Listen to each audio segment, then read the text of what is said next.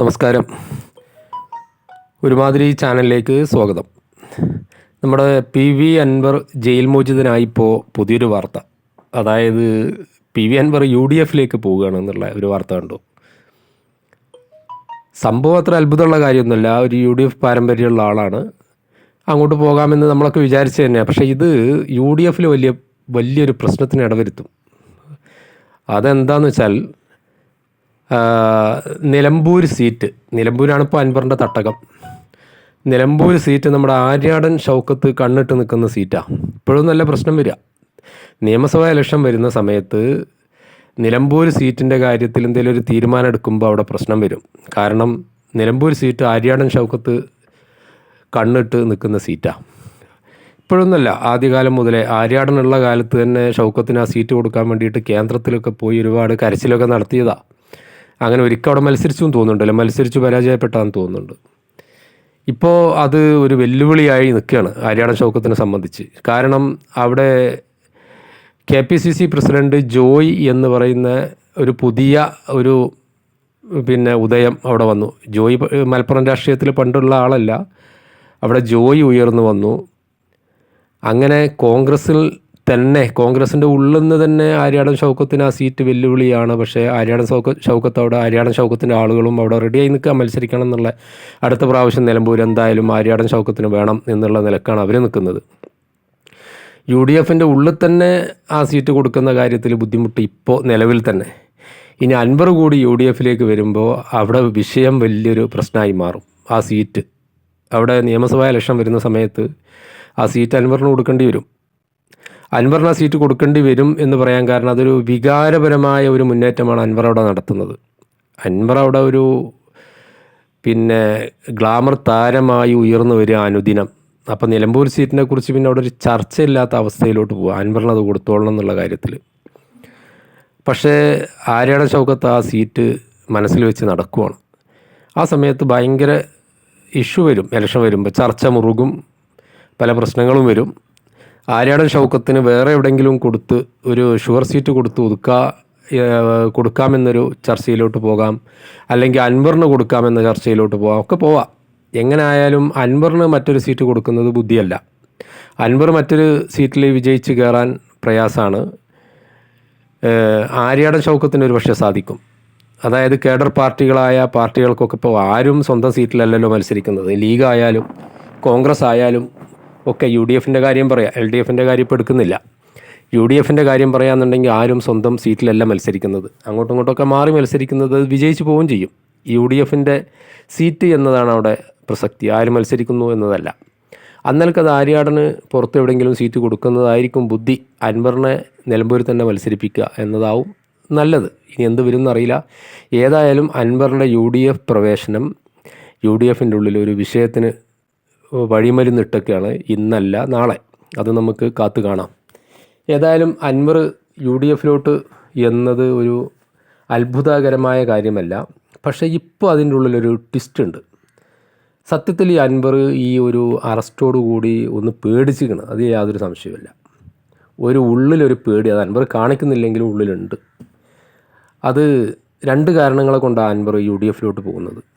ഒന്ന്, കേസുകൾ ഇനിയും ഒരുപാട് വരാം, അറസ്റ്റും വരാം. കേസുകൾ വന്ന് അറസ്റ്റ് വന്ന് മുറുകി പോയിട്ടൊക്കെയാണ് പിന്നെ അത് അവസാനം ജയിലിലും ജാമ്യം കിട്ടാതാവലും അങ്ങനെയൊക്കെ വരുന്നത്. അതിന് സമയമെടുക്കും. അത് CPMും പിണറായിയൊക്കെ അതിന് പണിയെടുക്കുന്നുണ്ടാകും, അതിന് സമയമെടുക്കും. പക്ഷെ അങ്ങനെ വരുന്ന സമയത്ത് ഇത് പ്രതിരോധിക്കാൻ ഈ 4 DMKക്കാരൊന്നും മതിയാവില്ല. നിലമ്പൂരിലുള്ള 4 കുട്ടികൾ കിടന്ന് ചാടി കളിച്ചെന്ന് കരുതിയിട്ടൊന്നും അതിനെ പ്രതിരോധിക്കാൻ കഴിയില്ല. അപ്പോൾ ആ കേസൊക്കെ ഇനി ശക്തമായി വരുന്ന സമയത്ത് പ്രതിരോധിക്കാൻ ഒരു മുന്നണി തന്നെ കൂടെ വേണമെന്ന് അൻവർ ചിന്തിക്കുന്നുണ്ടാകും. ഒന്ന്. രണ്ടാമത്, പിണറായി വിജയനെ ഭരണത്തിൽ നിന്ന് താഴെ ഇറക്കുക എന്നുള്ളതാണ് അൻവറിനെ സംബന്ധിച്ചിടത്തോളം പ്രസ്റ്റീജ് ഇഷ്യൂ, അങ്ങനെ പറയണം. അൻവറിൻ്റെ ഉള്ളിലിരിപ്പോൾ അൻവറിൻ്റെ താല്പര്യം അൻവറിൻ്റെ പ്രവർത്തനം നല്ലത് പ്രസ്റ്റീജ് ഇഷ്യൂ ആണ്. ആ പ്രസ്റ്റീജ് ഇഷ്യൂവിന് ഒരു മുന്നണിയുടെ കൂടെ നിന്നാലേ അത് നടക്കുള്ളൂ എന്നുള്ളത് അൻവറിനറിയാം. കാരണം ഉള്ള 10 വോട്ടെങ്കിലും വിഭജിച്ച്, ഇപ്പോൾ ചേലക്കര മത്സരിച്ചപ്പോൾ ഒരു 3000 വോട്ട് കിട്ടിയില്ലേ, അതുപോലെ എല്ലാ മണ്ഡലത്തിലും 1000, 500. മലബാറിൻ്റെ പുറത്തോട്ടൊന്നും അൻവറിനൊരു, മലബാറിലും ഈ മലപ്പുറം ബേസ് ചെയ്തിട്ടുള്ള കോഴിക്കോട്, വയനാട് ഇങ്ങനെയുള്ള ഭാഗങ്ങളിലെ കാര്യമാണ് പറയുന്നത്. അവിടെ നിന്ന് വിട്ടാലൊന്നും അൻവറിന് സ്വാധീനമൊന്നുമില്ല. ഒരു 500 വോട്ട്, 100 വോട്ട്, 200 വോട്ട് ഇങ്ങനെയുള്ള വോട്ടുകളെല്ലാം വിഭജിച്ച് വേറെ ആക്കുന്നതിനേക്കാളും നല്ലത് അത് UDFന് കൊടുത്ത് അവിടെയൊക്കെ UDFന് വിജയമുറപ്പിക്കുകയാണ്, പിണറായി വിജയനെ താഴെ ഇറക്കാൻ നല്ലത് എന്ന് അൻവറിനറിയാം. അതുകൊണ്ട് ഈ 2 കാരണങ്ങളെ കൊണ്ടാണ് അൻവർ UDFൻ്റെ കൂടെ നിൽക്കുന്നത്. പിന്നെ മൂന്നാമത് സാന്ദർഭികമായൊരു കാരണം, അതൊരു കാരണമല്ല, ഒരു വഴി എളുപ്പമാക്കി.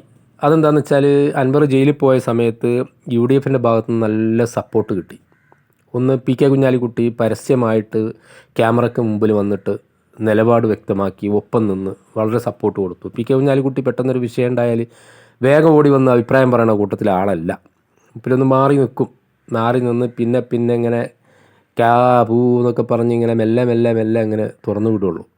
പക്ഷേ ഇത് നിലപാട് കൃത്യമായിട്ട് വ്യക്തമാക്കി അൻവറിൻ്റെ കൂടെയാണ് എന്ന്. സർക്കാരിനെ വിമർശിക്കുന്ന കാര്യത്തിലും കുഞ്ഞാലിക്കുട്ടിയെ മുന്നിൽ നിൽക്കുന്ന ആളല്ല, ഇതിൽ കൃത്യമായിട്ട് സർക്കാരിനെ വിമർശിച്ചുകൊണ്ട് കൂടെ നിന്നു. ഒന്ന്. രണ്ടാമത് VD സതീശൻ കൂടെ നിന്നു. കോൺഗ്രസിൻ്റെ ഒട്ടുമിക്ക ആളുകളും സോഷ്യൽ മീഡിയ വഴി കൂടെ നിന്നു. ലീഗിൻ്റെ ആളുകളും സോഷ്യൽ മീഡിയയിലൂടെ കുറേയൊക്കെ കൂടെ നിന്നു. അപ്പോൾ അതുകൊണ്ട് UDF അൻവറിനൊപ്പമാണ് എന്നത് അവർ പരസ്യമാക്കി കഴിഞ്ഞു. ഔദ്യോഗികമല്ലെങ്കിലും അനൗദ്യോഗികമായിട്ട് മുതിർന്ന നേതാക്കൾ. അപ്പോൾ അതിന് കൂടുതൽ വഴിയൊരുങ്ങി എന്നാണ് പറയണത്. അതൊരു മൂന്നാമതൊരു കാരണമായി എന്നുള്ളതല്ല, UDFലോട്ട് പോകാൻ കൂടുതൽ വഴിയൊരുങ്ങി. അത് അൻവർ ജയിലിൽ നിന്ന് ഇറങ്ങിയ പാടെ പറഞ്ഞും ചെയ്തു. UDFൻ്റെ ഭാഗത്തു നിന്നുള്ള എല്ലാവരും, പാണക്കാട്ടെ തങ്ങളും കുഞ്ഞാലിക്കുട്ടിയും പിന്നെ ബഹുമാനപ്പെട്ട പ്രതിപക്ഷ നേതാവ് VD സതീശൻ എല്ലാവരും എന്നെ പിന്തുണച്ചു എന്നൊക്കെ പറഞ്ഞു. പിന്നെ അതുമല്ല അൻവറിൻ്റെ പത്രസമ്മേളനത്തിലൊക്കെ UDFനെ കൂട്ടുപിടിച്ചുകൊണ്ടാണ് സംസാരിക്കുന്നത്. അപ്പോൾ ഏതായാലും UDFലെ രംഗപ്രവേശനം ഉണ്ടാകും. അത് ബുദ്ധിമുട്ടുള്ളൊരു കാര്യമല്ല. പക്ഷേ ഇവിടെ വരാൻ പോകുന്ന ബുദ്ധിമുട്ട് നിലമ്പൂർ സീറ്റുമായിട്ട് ബന്ധപ്പെട്ട് നല്ല പ്രശ്നം വരും. ആര്യാടൻ്റെ മോൻ ഷൗക്കത്ത് അവിടെ കണ്ണ് നട്ടിരിക്കുകയാണ്, വിട്ടുകൊടുക്കാൻ സാധ്യതയില്ല. പക്ഷേ ഒരു കാര്യം കൂടി ഇതിൽ നമ്മൾ മനസ്സിലാക്കേണ്ടതുണ്ട്.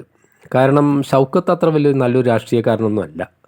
ഷൗക്കത്ത് അങ്ങനെ ഒരു കഴിവുള്ള രാഷ്ട്രീയക്കാരനുമല്ല, രാഷ്ട്രീയത്തിൽ താല്പര്യമുള്ള ആളുമല്ല, ഒരു ഏബിളായ ഒരു രാഷ്ട്രീയക്കാരനല്ല.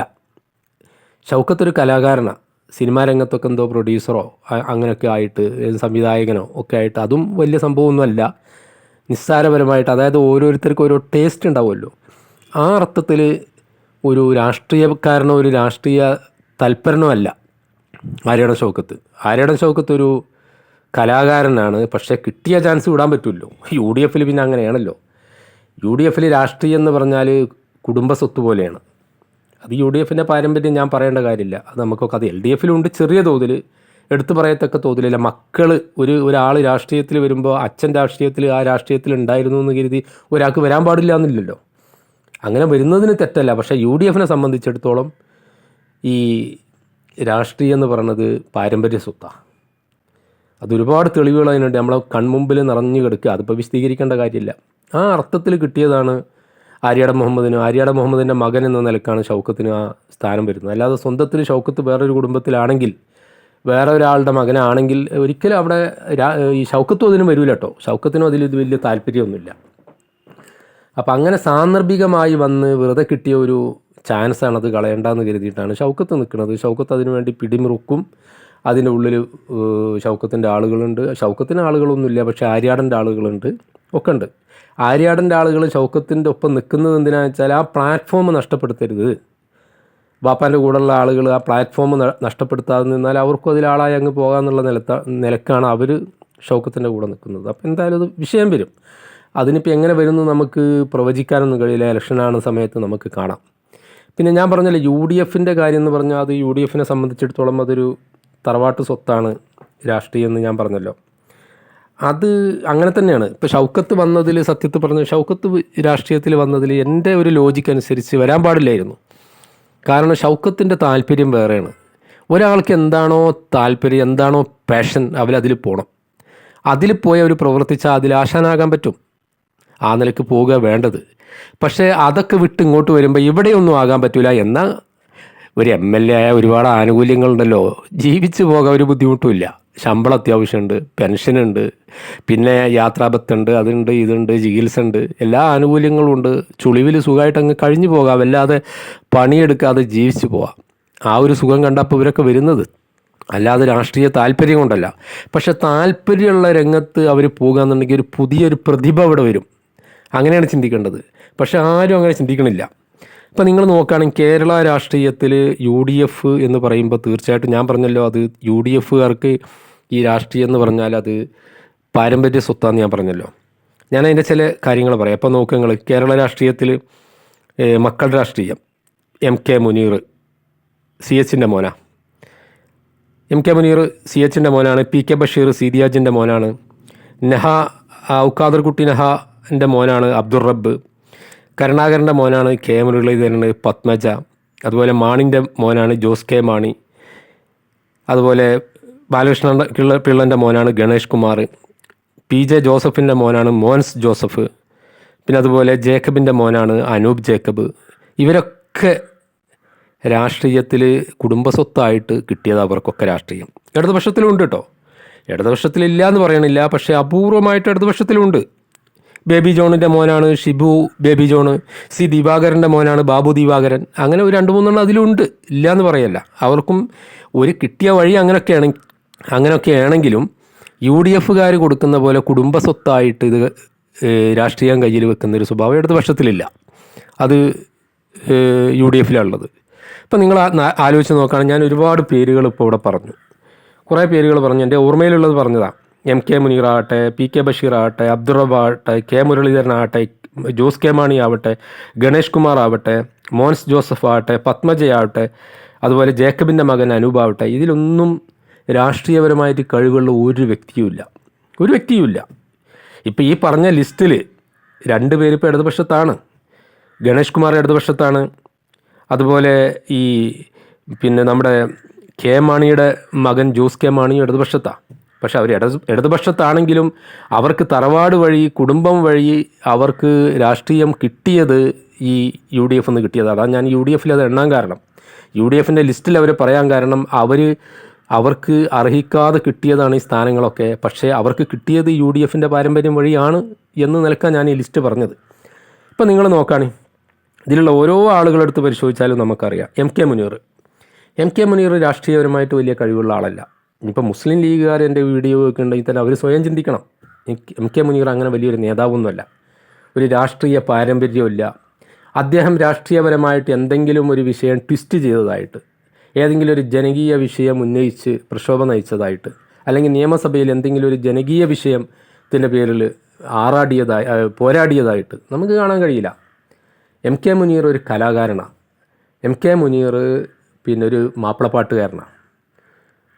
അതറിയാം, അത് ലീഗുകാർക്കൊക്കെ അറിയുന്ന കാര്യമാണ്. അദ്ദേഹം ഒരു നേതാവൊന്നുമല്ല. CHൻ്റെ മകൻ എന്ന നിലക്കാണ് MK മുനീർ രാഷ്ട്രീയത്തിൽ വരുന്നത്. CH മരണപ്പെട്ട സമയത്ത് MBBSന് പഠിക്കുക. കേരളത്തിന് പുറത്ത് എവിടെയാണ്, കർണാടകയാണെന്ന് തോന്നുന്നുണ്ട്. CHൻ്റെ മരണം പെട്ടെന്നുള്ള മരണമാണ്. CHൻ്റെത് വാർദ്ധക്യത്തിൽ ആയിട്ട് മരിച്ചതൊന്നുമല്ല. CHന് 50 ചില്ലാനെന്തോ വയസ്സുള്ളൂ എന്ന് തോന്നുന്നുണ്ട്. 55 56 എന്തോ വയസ്സുള്ളൂ. അത്ര വലിയ പ്രായമൊന്നുമില്ല. ആ സമയത്താണ് CH മരിക്കുന്നത്. CH മരിക്കുന്ന സമയത്ത് മറ്റെവിടെയോ പഠിച്ചിരുന്ന ഒരു മകൻ MK മുനീറിനെ കരുണാകരൻ കോഴിക്കോട് മെഡിക്കൽ കോളേജിൽ കൊടുന്ന് ചേർക്കുകയാണ്. അതൊരു നല്ല കാര്യം. കാരണം വാപ്പ വലിച്ച വിഷമത്തിൽ വീട്ടിലും ആൾ വേണം. ആ നിലക്ക് കോഴിക്കോട്ടേക്ക് കൊടുന്ന് ചേർത്തു. കോഴിക്കോട് മെഡിക്കൽ കോളേജിൽ നിന്ന് ഇറങ്ങിയെന്ന് തോന്നുന്നുണ്ട്. ഒരു ഡോക്ടറാണ്. പിന്നെ മൂപ്പരുടെ വാസന അതിലുമല്ല. മൂപ്പരുടെ വാസന മാപ്പിളപ്പാട്ട് ഇങ്ങനെയുള്ള പരിപാടിയിലുള്ളൊരു കലാകാരനാണ് ശരിക്കും MK മുനീർ. MK മുനീർ അങ്ങനെ CHൻ്റെ മകനായിട്ടാണ് വന്നത്. CHൻ്റെ ഗുണഗണങ്ങളൊന്നും MK മുനീറിലില്ല. അതൊന്ന്. പിന്നെ രണ്ടാമത് PK ബഷീർ നിങ്ങൾക്കറിയാലോ, CHൻ്റെ നമ്മുടെ സീദിയാജിയുടെ മകനാണ്. ഒരു ക്വാളിറ്റിയും ഇല്ലാത്തൊരു രാഷ്ട്രീയ നേതാവ് എൻ്റെ വീക്ഷണത്തിൽ. ഞാൻ എൻ്റെ വീക്ഷണമാണ് പറയുന്നത് കേട്ടോ. സ്വന്തത്തിൽ, അതായത് മോശമാക്കി പറയുക, ഇകഴ്ത്തി പറയുകയല്ല, രാഷ്ട്രീയപരമായിട്ടുള്ള കഴിവാണ് നമ്മൾ ചർച്ച ചെയ്യുന്നത്. വലിയ രാഷ്ട്രീയ കഴിവുള്ള ആളൊന്നുമല്ല PK ബഷീർ. അത് നമുക്ക് മനസ്സിലാക്കാൻ അദ്ദേഹത്തിൻ്റെ നിയമസഭയിലെ പ്രസംഗം കേട്ടാൽ തന്നെ നമുക്കറിയാം. നിയമസഭയിലെ പ്രസംഗം നിങ്ങൾ കേട്ടിട്ടുണ്ടോ? PK ബഷീറിൻ്റെ പ്രസംഗം കേട്ട് ചിരിക്കുന്ന കുറേ ആളുകളുണ്ട്. ഈ ലീഗുകാർ പലരും ആർമാദിച്ച് പറയും PK ബഷീർ അങ്ങോട്ട് നിയമസഭയിൽ പൊരുതി, പടവെട്ടി, ജലീലിനെ ഇരുത്തി എന്നൊക്കെ പറയും. PK ബഷീറിൻ്റെ നിയമസഭാ പ്രസംഗം ശരിക്കും നമ്മൾ പിന്നെ സ്വതന്ത്ര ബുദ്ധിയോടുകൂടി ചിന്തിച്ചാൽ, നമ്മളങ്ങനെ രാഷ്ട്രീയപരമായിട്ടല്ലാതെ ചിന്തിച്ചാൽ നിലവാരമില്ലാത്ത പ്രസംഗം.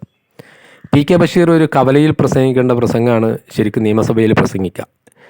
കടുത്ത CPM വിരോധം, പിന്നെ കുറേ കാര്യങ്ങൾ കവലയിലൊക്കെ നമ്മൾ വിളിച്ചു പറയുന്ന പ്രസംഗം ഉണ്ടല്ലോ, ആ ഒരു പ്രസംഗമാണ് നിയമസഭയിൽ അദ്ദേഹം പ്രസംഗിക്കുക. നിയമസഭയിൽ ഒരു 10 മിനിറ്റ് സമയം കിട്ടുമ്പോൾ ശരിക്കും ജനകീയ വിഷയങ്ങൾ ഉന്നയിക്കാൻ അവിടെ 10-15 മിനിറ്റ് സമയം കിട്ടുള്ളൂ. ബെല്ലടിച്ചാൽ നിർത്തിക്കൊള്ളണം. ആ കിട്ടുന്ന സമയത്തിനുള്ളിൽ ജനങ്ങളുടെ വിഷയങ്ങൾ അവതരിപ്പിക്കാൻ കഴിയുന്ന ആളുകളെ നമ്മൾ അങ്ങോട്ട് പറഞ്ഞേക്കേണ്ടത്. ഇതുപോലെ ഞഞ്ഞാപിഞ്ഞ രാഷ്ട്രീയം പ്രസംഗിക്കുന്ന ആളുകളല്ല. പി കെ ബഷീറിൻ്റെ ഭാഷയും ശൈലിയും കണ്ടൻറ്റും ഒരു ജാതി കണ്ടൻറ്റും ഒരു ജാതി ഒരു പ്രസംഗമാണ് പി കെ ബഷീറിൻ്റെ പ്രസംഗം. അത്ര വലിയ നിലവാരമുള്ള പ്രസംഗമൊന്നുമല്ല. ലീഗുകാർക്കത് ഒരു ഹരം എന്നുള്ള നിലക്ക് ആവേശം കൊള്ളാം, ഞാൻ അവരെ കുറ്റം പറയുന്നില്ല. അത് അവരുടെ വിചാരത്തിൻ്റെ കുഴപ്പമാണ്. അല്ലാതെ സ്വന്തം വിലയിരുത്തലിൻ്റെ അടിസ്ഥാനത്തിൽ കേൾക്കുന്ന ലീഗുകാർക്ക് അത് സ്വന്തം അറിയായിരിക്കും. അങ്ങനെ വലിയൊരു രാഷ്ട്രീയ നേതാവല്ല പി കെ ബഷീർ. അത് പോട്ടെ. ഇനി അടുത്ത ആളെ നമുക്ക് നോക്കാം. അബ്ദുൾ റബ്ബ് ഔക്കാദർ കുട്ടി നഹൻ്റെ മകനാണ്. ഔക്കാദർ കുട്ടി നഹ നല്ലൊരു നേതാവാണ്. അദ്ദേഹം നല്ല പാർലമെൻറ്റേറിയൻ ആയിരുന്നു, പിന്നെ നല്ലൊരു നിയമസഭാ സാമാജികനായിരുന്നു ഒക്കെ ആയിരുന്നു. ഔക്കാദർ കുട്ടി നഹയും ഇടക്കാലത്താണ് മന്ത്രിയായത്. കാരണം 67-ലെ EMS മന്ത്രിസഭ രൂപം കൊടുത്തതിൽ പ്രധാനിയാണ് ബാഫക്കി തങ്ങൾ. ബാഫക്കി തങ്ങൾ EMSുമായിട്ട് ചർച്ച നടത്തിയതിൻ്റെ ഭാഗമാണ് അന്ന് ആ മന്ത്രിസഭ ഉണ്ടായത്, ലീഗ് പിന്തുണ കൊടുത്തതൊക്കെ. ആ സമയത്ത് 2 മന്ത്രിമാരുണ്ടായിരുന്നു, ഒന്ന് CHഉം ഒന്ന് കുരിക്കൾ ആ മന്ത്രിസഭയിൽ ഇരിക്കുന്ന സമയത്താണ് മരണപ്പെടുന്നത്. ആ ഒരു ചാൻസിലാണ് നെഹ മന്ത്രിയായിട്ട് വരുന്നത്, നെഹ പഞ്ചായത്ത് വകുപ്പ് മന്ത്രിയായിട്ട് വരുന്നത്. മനസ്സിലായില്ലേ? നെഹ നല്ല നേതാവാണ്, കഴിവുള്ള നേതാവാണ്. നെഹ ആ കാലത്ത് മുസ്ലിം ലീഗിൻ്റെ സമുന്നത നേതാവാണ്. പക്ഷേ ആ ഒരു പാരമ്പര്യത്തിൽ നെഹൻ്റെ മകന് എന്നുള്ള നിലക്കാണ് അബ്ദുൾ റബ്ബ് രംഗത്ത് വരുന്നത്. അബ്ദുൾ റബ്ബ് പിന്നെ വിദ്യാഭ്യാസ മന്ത്രിയായി, കാര്യങ്ങളായി. അബ്ദുൾ റബ്ബിനെ കുറിച്ച് ഞാൻ കൂടുതൽ പറയേണ്ട കാര്യങ്ങൾക്കില്ല. ഇപ്പം നിലവിൽ രാഷ്ട്രീയത്തിലില്ല, മാറി നിൽക്കുന്ന ആളാണ്. അതും പാരമ്പര്യം കൊണ്ട് വന്നതാണെന്നാണ് ഞാൻ പറയണത്, സ്വന്തം കഴിവ് തെളിയിച്ച് വന്നതൊന്നുമല്ല. പിന്നെ മറ്റൊരാൾ കെ മുരളീധരൻ്റെ അവസ്ഥ എന്താ? കെ മുരളീധരൻ പഴയ ഗൾഫുകാരനാണ്. കെ മുരളീധരൻ ഗൾഫിലായിരുന്നു. കരുണാകരൻ ഇവിടെ രാഷ്ട്രീയത്തിലൊക്കെ വന്ന് വളർന്ന് മുഖ്യമന്ത്രിയൊക്കെ ആയിട്ട് തട്ടകം ഭരിക്കുന്ന സമയത്ത് കെ മുരളീധരൻ ഗൾഫിലാണ്.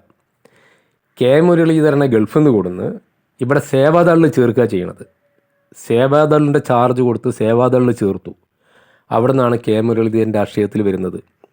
അല്ലാതെ രാഷ്ട്രീയപരമായ പാരമ്പര്യമോ രാഷ്ട്രീയപരമായിട്ട് പഠനമോ വായനയോ ഇടപെടലോ ചെറുപ്പം മുതലേ അങ്ങനെ രാഷ്ട്രീയ ബന്ധമൊന്നുമില്ല. ഒരു ദുബായ്ക്കാരനായി പോയ ആളെ ഇനി എന്തെങ്കിലും അങ്ങനെ ആയാൽ പറ്റില്ല, എനിക്കും ഒരു അവകാശി വേണമല്ലോ എന്നുള്ള നിലയ്ക്ക് ഗൾഫിൽ നിന്ന് വരുത്തിയിട്ട് സേവാദളിൽ ചേർത്തിട്ട് അങ്ങനെ പൊക്കിക്കൊടുന്ന് പിന്നെ കോഴിക്കോട് മത്സരിപ്പിച്ചു. കോഴിക്കോട് മത്സരിപ്പിച്ചപ്പോൾ തന്നെ കോഴിക്കോട് മത്സരിപ്പിക്കാൻ വേണ്ടിയിട്ട് പേര് പറയാൻ മാത്രം വളർന്നിട്ടില്ല. ഒരു പാർലമെൻറ്റിലേക്ക് മത്സരിപ്പിക്കാൻ വേണ്ടി മാത്രം മുരളീധരൻ വളരാത്ത സമയത്താണ് മുരളീധരനെ കോഴിക്കോട് പിന്നെ മത്സരിപ്പിക്കുന്നത്. കരുണാകരൻ്റെ മകൻ എന്ന ഐഡൻറ്റിറ്റി മാത്രമേ ഉള്ളൂ. നമ്മളിതിങ്ങനെ കൂടി തീരുമാനിക്കുന്ന സമയത്ത് പേര് പറയാൻ മാത്രം മുരളീധരൻ വളർന്നിട്ടില്ല. അങ്ങനെ ഈ സ്ഥാനാർത്ഥികളെ തീരുമാനിക്കുന്ന യോഗം കൂടുന്ന സമയത്ത് ഓരോ സ്ഥാനാർത്ഥിയെ ഇങ്ങനെ തീരുമാനിച്ചു വരിക. തിരുവനന്തപുരം, കൊല്ലം, അങ്ങനെ തീരുമാനിച്ച് ഇങ്ങനെ ആലപ്പുഴ, പിന്നെ അങ്ങനെ തീരുമാനിച്ച് പത്തനംതിട്ട, അങ്ങനെ തൃശ്ശൂർ, അങ്ങനെ സ്ഥാനാർത്ഥികളെ കണ്ടിങ്ങനെ വരുമ്പോൾ കോഴിക്കോടെത്താൻ സമയത്ത് കരുണാകരൻ യോഗത്തു നിന്ന് എണീറ്റ് പോയി. കരുണാകരൻ മൂത്രമൊഴിക്കാൻ പോയി. കരുണാകരൻ മൂത്രമൊഴിച്ച് വന്നപ്പോഴത്തേക്ക് കോഴിക്കോടിൻ്റെ കാര്യം തീരുമാനമാക്കി. ആൻ്റണി തീരുമാനമാക്കി. കോഴിക്കോട് മുരളീധരൻ എഴുതി വിട്ട് അതൊക്കെ തീരുമാനമാക്കിയതിന് ശേഷം കരുണാകരൻ മൂത്രമൊഴിച്ച് വന്നത്. അപ്പോൾ കരുണാകരന് അതിൽ പങ്കില്ല. കരുണാകരന് പ്രത്യക്ഷത്തിൽ പങ്കെടുക്കാനും പറ്റില്ല. മുരളി അതിന് മാത്രം മൂത്തിട്ടില്ല. അങ്ങനെ കരുണാകരൻ മൂത്രമൊഴിക്കാൻ പോയ അത് ഇവർ തമ്മിലുള്ള അണ്ടർസ്റ്റാൻഡാണ്. കരുണാകരനും ആൻ്റണിയും തമ്മിലുണ്ടാക്കിയ അണ്ടർസ്റ്റാൻഡാണ്. അത് പിൽക്കാലത്ത് പിന്നെ ഒരുപാട് എടുത്ത് പറഞ്ഞിട്ടുണ്ടത്. ആ കരുണാകരന് ആ സമയം വെച്ച് മൂത്രമൊഴിക്കാൻ പോയില്ല. ആൻ്റണി വല്ല തിരികെ കയറ്റിയതാണ് മുരളീധരനെ. അക്കാലത്ത് പത്രത്തിലൊക്കെ വലിയ ചർച്ചയായിരുന്നു, കാർട്ടൂണായിരുന്നു. കരുണാകരൻ്റെ മൂത്രശങ്ക എന്നാണ് പറയുക. കരുണാകരൻ്റെ മൂത്രശങ്കക്കിടയിൽ മുരളി പിന്നെ മന്ത്രിയായതും ആൻ്റണിയാണ് അതിൻ്റെ ആളെന്നുള്ളതൊക്കെ പഴയ രാഷ്ട്രീയക്കാർക്കറിയാം. പത്രത്തിൽ അന്നത്തെ വലിയ തമാശയായിരുന്നത്. അങ്ങനെയാണ് കോഴിക്കോട് മുരളി മത്സരിക്കുന്നത്. പിന്നെ തോറ്റു. ഇമ്പിച്ച് ബാബനോട് മത്സരിച്ചിട്ടുണ്ട്. പിന്നെ കോഴിക്കോടിൻ്റെ സ്ഥിരം MP ആയിരുന്നു. പിന്നെ വീരേന്ദ്രകുമാറിനോട് മത്സരിച്ചിട്ടുണ്ട്. പിന്നെ അങ്ങനെ അങ്ങ് പോയി. ഏതായാലും പാരമ്പര്യം രാഷ്ട്രീയ പാരമ്പര്യമല്ല എന്നാണ് പറയുന്നത്. അതുപോലെ പിന്നെ ജോസ് കെ മാണി നമുക്കറിയാം. അതൊക്കെ പുതിയ സംഭവങ്ങളാണ്. ജോസ് കെ മാണി ആൻ്റണീൻ്റെ നമ്മുടെ മാണി സാറ മോനാ. നമ്മുടെ കേരള കോൺഗ്രസ് എമ്മിലെ മാണിയുടെ മോനാണ് ജോസ് കെ മാണി. രാഷ്ട്രീയ പാരമ്പര്യമുണ്ടോ? എൻ്റെ വീക്ഷണത്തിൽ രാഷ്ട്രീയ പാരമ്പര്യമില്ല. അച്ഛൻ്റെ മോനായി അങ്ങനെ നടന്ന് കേരള കോൺഗ്രസ്സിന് പിന്നെന്താണെന്ന് വെച്ചാൽ, കേരള കോൺഗ്രസ് എന്ന് പറഞ്ഞാൽ തന്നെ ഒരു പേരിലുള്ള സംഘടനയാണല്ലോ, സ്വന്തം രജിസ്റ്റർ ചെയ്ത സംഘടനയാണ്. കേരള കോൺഗ്രസ് എന്ന് പറയുമ്പോൾ നമ്മളൊക്കെ വണ്ടിയൊക്കെ എടുക്കണ പോലെ, കാറൊക്കെ എടുക്കണ പോലെ സ്വന്തം പേരിൽ എടുക്കണ അങ്ങനെ ഉണ്ടല്ലോ. നമ്മളെ ആധാറും നമ്മളെ എല്ലാം കൊടുത്തിട്ട് നമ്മളെ സ്വന്തം എന്ന് പറഞ്ഞ് നമ്മൾ എടുക്കണ പോലെ വെച്ചൊരു സംഘടനയാണ് ഈ കേരള കോൺഗ്രസ് ഒക്കെ. അതിൻ്റെ വാലുമ്മേ ആരുടെ പേരിലാണോ രജിസ്റ്റർ ചെയ്തിട്ടുള്ളത് അവരുടെ പേരുണ്ടാവും. കേരള കോൺഗ്രസ് A മുതൽ അങ്ങോട്ടുണ്ട്, M, J, അങ്ങനെ ആ കാലത്ത് പിന്നെ വലിയ തമാശയായിരുന്നത്. ഇനിയിപ്പോൾ അതിപ്പോൾ ഈ വീഡിയോൻ്റെ അടിയിൽ ഞാൻ പറഞ്ഞ സമയം കളയുന്നില്ല. അപ്പോൾ അതൊരു രജിസ്റ്റേർഡ് പാർട്ടിയാണ്. അങ്ങനെ അച്ഛൻ്റെ മോനായി പിന്നെ ജോസ് കെ മാണി വന്ന് അച്ഛൻ മരിച്ചപ്പോൾ ആ സ്ഥാനം ഏറ്റെടുത്തു. അതുണ്ടായത്. അതിൽ യാതൊരു മാറ്റമില്ല. കാരണം അതിന് ഏറ്റവും വലിയ തെളിവുണ്ട്. അതായത് മാണി മരിച്ചു. മാണി 50-55 കൊല്ലെങ്ങാനും ആ മണ്ഡലം ഉണ്ടായതിന് ശേഷം മാണി അവിടെ മത്സരിച്ചു. ഒരു പ്രാവശ്യം പോലും അവിടെ മാണി തോറ്റിട്ടില്ല. മാണി സ്വന്തം കഷത്ത് വെച്ച് നടന്ന മണ്ഡല. അത് വലിയ അംഗീകാരമല്ലേ? 55 കൊല്ലം ഒരു ആളെ തോൽപ്പിക്കാതെ ഒരു മണ്ഡലം നിലനിർത്തി കൊണ്ടുപോയിട്ടുണ്ടെന്നുണ്ടെങ്കിൽ അത് അയാൾക്ക് കഷത്ത് വെച്ച് നടക്കാലോ. വലിയ അംഗീകാരമാണത്. ആ മാണി മരിച്ചിട്ട് തൊട്ടടുത്ത തെരഞ്ഞെടുപ്പിൽ ആ മണ്ഡലം നിലനിർത്താൻ ഈ ജോസ് കെ മാണിക്ക് കഴിഞ്ഞോ? നിങ്ങൾ ആലോചിച്ച് നോക്കണം. അച്ഛന് ഒരു അരനൂറ്റാണ്ടിന് മേലെ ഒരു മണ്ഡലം കൊണ്ട് നടന്നിട്ട് അച്ഛൻ മരിച്ചപ്പോൾ ആ മണ്ഡലം നിലനിർത്താൻ ആ മോന് കഴിഞ്ഞിട്ടില്ല എന്നുണ്ടെങ്കിൽ മോൻ്റെ രാഷ്ട്രീയ പാരമ്പര്യം, മോൻ്റെ രാഷ്ട്രീയ നിലപാട്, മോൻ്റെ രാഷ്ട്രീയത്തോട് മോനോടുള്ള ആ നാട്ടുകാരുടെ നിലപാട് എങ്ങനെ നിങ്ങൾ മനസ്സിലാക്കി നോക്കാണ്. അപ്പോൾ അതാണ് അവിടെ സംഭവിച്ചത്. അപ്പോൾ അതും രാഷ്ട്രീയ പാരമ്പര്യമുള്ള ആളാണെന്നുണ്ടെങ്കിൽ ഇത് പിടിച്ചു നിർത്തും, അല്ലെങ്കിൽ അവൻ്റെ കഴിവ് ഉപയോഗിച്ചത് നിലനിർത്തും. സാധിച്ചില്ല. അതാണ് ജോസ് കെ മാണിൻ്റെ അവസ്ഥ. ഇപ്പോൾ ഇടതുപക്ഷത്തിൻ്റെ ഒപ്പമാണ്, അത് വേറെ വിഷയം. അതുപോലെ ഗണേഷ് കുമാർ നിങ്ങൾ നോക്കുകയാണെങ്കിൽ, ഗണേഷ് കുമാർ ബാലകൃഷ്ണപിള്ളൻ്റെ മോന. ബാലകൃഷ്ണപിള്ള നിറഞ്ഞ രാഷ്ട്രീയക്കാരനാണ്, ഇരുത്തം വന്ന രാഷ്ട്രീയക്കാരനാണ്. ബാലകൃഷ്ണപിള്ളൻ്റെ മകൻ ഗണേഷ് കുമാർ സിനിമാ നടനാണ്. ചെറുപ്പകാലത്തിൽ അവരുടെ നടത്തോ ഇരുത്തൊക്കെയാണ് അവരുടെ താല്പര്യം. പിന്നെ പലതും നമ്മൾ വഴിമാറി വരും, അത് വേറെ വിഷയം. ഗണേഷ് കുമാർ ഒരു സിനിമാക്കാരനാണ്. ആ സിനിമാക്കാരന് അച്ഛൻ്റെ രാഷ്ട്രീയ പാരമ്പര്യത്തിൽ വന്നപ്പോൾ ഒരു ചാൻസ് ഉണ്ടെന്ന് കണ്ട് രാഷ്ട്രീയത്തിൽ കയറിയാളാണ്. മനസ്സിലായില്ലേ? അതുപോലെ എല്ലാവരും UDF ഇപ്പം രാഷ്ട്രീയത്തിൽ നിൽക്കുന്ന എല്ലാവരും അതേ അവസ്ഥ. ഗണേഷ് കുമാർ ആവട്ടെ, അതുപോലെ ജോസഫിൻ്റെ മോന് മോൻസ് ജോസഫ് അങ്ങനെ വന്നതാണ്. അതുപോലെ ജേക്കബിൻ്റെ മകൻ അനൂപ്. ഈ അനൂപൊന്നും നമ്മൾ കേട്ടിട്ടേ ഇല്ല. അനൂപൊക്കെ ജേക്കബ് മരിച്ചതിന് ശേഷമാണ് ഉദയം കൊള്ളുന്നത്. അങ്ങനെ എല്ലാവരും UDF നിന്ന് നിലവിലുള്ള ആരും കഴിവുറ്റ അതായത് തറവാട്ട് സ്വത്തായിട്ട് രാഷ്ട്രീയം കൈയാളുന്ന ആരും തന്നെ കഴിവുറ്റ രാഷ്ട്രീയക്കാരായിട്ടില്ല. ഉണ്ടാവാം, ഇല്ല എന്ന് പറയില്ല. അതങ്ങനെ നമ്മൾ പറയുമ്പോൾ ഇനി ഉണ്ടായി വരാം. ഒരാളെങ്കിലും ചിലപ്പോൾ അങ്ങനെ സ്വന്തം കഴിവ് മകനായി ഒരാളുടെ, ഒരു രാഷ്ട്രീയക്കാരൻ്റെ അല്ലെങ്കിൽ ഒരു മന്ത്രിയുടെ, ഒരു മുഖ്യമന്ത്രിയുടെ മകന് പിന്നെ രാഷ്ട്രീയത്തിൽ വരാൻ പാടില്ല എന്നൊന്നുമില്ല. അങ്ങനെ നമ്മൾ പറയാൻ പാടില്ല. അതൊക്കെ തെറ്റാണ്, വ്യക്തിഹത്യയാണ്. അത് പറയാൻ പാടില്ല. ഒരാൾ വന്നത് അച്ഛനതായത് കൊണ്ടാണ്, അല്ലെങ്കിൽ വാപ്പ അതായത് കൊണ്ട് വന്നതാണ്, അങ്ങനെ കിട്ടിയതാണ് എന്നൊന്നും നമ്മൾ പറയാൻ പാടില്ല. പക്ഷെ നമ്മൾ വിലയിരുത്തിയതാണ്. ഇവരാരും സ്വന്തത്തിൽ കഴിവുള്ള രാഷ്ട്രീയക്കാരല്ല. എല്ലാവരും വെവ്വേറെ മേഖലകളിൽ പ്രവർത്തിച്ചവരും വേറെ മേഖല ഇഷ്ടപ്പെടുന്നവരുമാണ്. അതുകൊണ്ട് തന്നെ ഇവർ ആരും ഒക്കെ പാരമ്പര്യമായിട്ട് തറവാട് സ്വത്തായിട്ട് രാഷ്ട്രീയം കിട്ടിയവരാണ്. അപ്പോൾ ഞാൻ പറഞ്ഞു കൊണ്ടുവരുന്നത്, ഇനി ആ വിഷയത്തിലേക്ക് കിടക്കാം. അതുപോലെ തറവാട്ട് വഴി പാരമ്പര്യപരമായിട്ട് രാഷ്ട്രീയം കിട്ടിയ ആളാണ് ആര്? നമ്മുടെ ഈ ഷൗക്കത്തിന് ഒട്ടും രാഷ്ട്രീയ താല്പര്യമില്ല. നിലമ്പൂരിൽ നിന്ന് നമ്മൾ ഷൗക്കത്തിൻ്റെ ഒരു അലയൊലി നമ്മൾ കേൾക്കുന്നുണ്ടോ? അൻവർ അവിടെ എന്തൊക്കെ നടത്തുന്നു?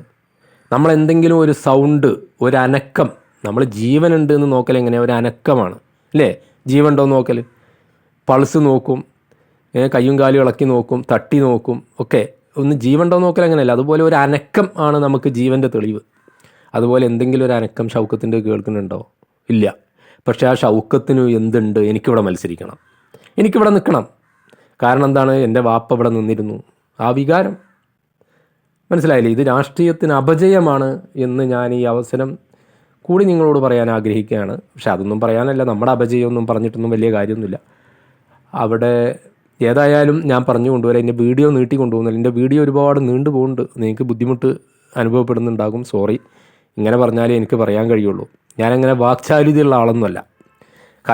വലിയ കാര്യങ്ങൾ മിനിറ്റുകൾക്കുള്ളിൽ പറഞ്ഞു തീർക്കാൻ മാത്രം ഭാഷാപരമായ നൈപുണ്യം നേടിയ ഒരാളൊന്നുമല്ല. അറിയുന്ന കാര്യങ്ങൾ ഇങ്ങനെ അങ്ങ് പറയുക. നിങ്ങൾക്ക് കേൾക്കാൻ ബുദ്ധിമുട്ടുണ്ടാകും, ക്ഷമിക്കുക. അപ്പോൾ അൻവറിൻ്റെ UDF പ്രവേശനം അതൊരു മറ്റൊരു തലത്തിൽ കോൺഗ്രസിൻ്റെ ഉള്ളിലൊരു വിഷയത്തിലേക്ക് പോയിട്ടുണ്ട് എന്നാണ് പറയുന്നത്. അത് വരും കാലങ്ങളിൽ കാണാൻ കിടക്കുന്നതേ ഉള്ളൂ. ചിലപ്പോൾ അത് വളരെ സോൾവ് ആയിട്ടൊരു മുള്ളെടുക്കുന്ന പോലെ നിസ്സാരമായിട്ട് പരിഹരിക്കാം, വലിയ വിഷയമൊന്നും ആയി പോകില്ല.